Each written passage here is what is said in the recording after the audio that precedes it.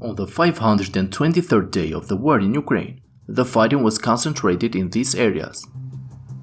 In Svatove front, Ukrainian forces continue to succeed in their counteroffensive, and during the last 24 hours they pushed back the Russian forces further away from their positions in the bridgehead west of the Zherebets river.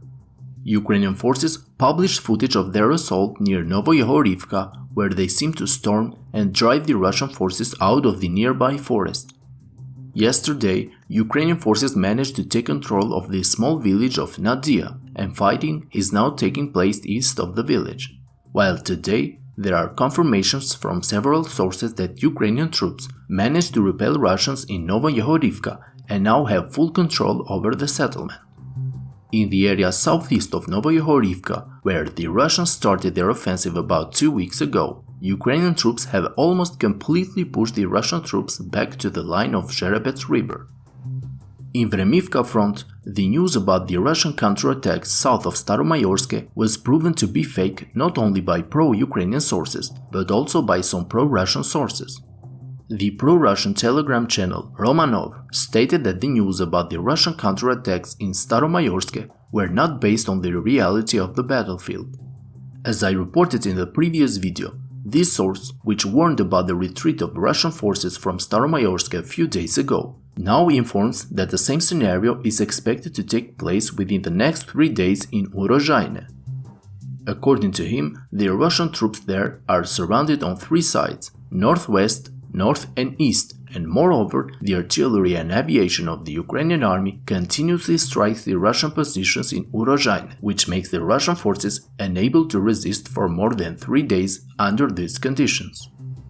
The Ukrainian forces are not only targeting Urozhaine, but they also use the accurate Western artillery pieces to strike the Russian defenses in the rear. As seen in this video, Ukrainians destroyed the Russian air defense system just 10 kilometers south of Vremivka. According to the reports, the attack was carried out using HIMARS missiles.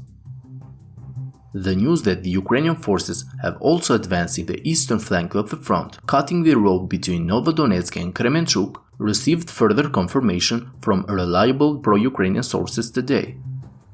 Ukrainian forces continue their efforts to expand their control southeast of Urozhaine to put the Russian troops under the pressure of a possible encirclement. In Bakhmut front, Ukrainian forces have consolidated their control over the village of Klishivka. According to the reports of the General Staff of the Armed Forces of Ukraine, the Russian Air Force targeted their positions near the center of the village, which confirms the advancement of the Ukrainian troops in this direction. Also, a small but important advance of the Ukrainian forces was reported north of Kurdyiumivka and Zelenopilia, where Ukrainians managed to cut the railway connection between Andriivka and Kurdyiumivka, further damaging the supply lines of the Russian army in this region. Another heavy blow to the supply lines of the Russian army was carried out by Ukrainian missiles against the Chongar Bridge in the Crimean Peninsula. After the missile attacks which took place about a month ago, this time the target of the Ukrainian missiles was the railway bridge, which is one of the main supply lines of the Russian army for the southern fronts of Kherson and Zaporizhzhia.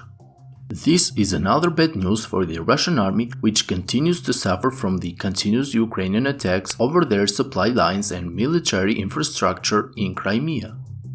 Friends, if you like my daily updates, I kindly ask you to hit the like and subscribe buttons, as this will greatly help the channel to reach a wider audience. That's all for today's update. Thank you to my Patreon supporters, and have a great day.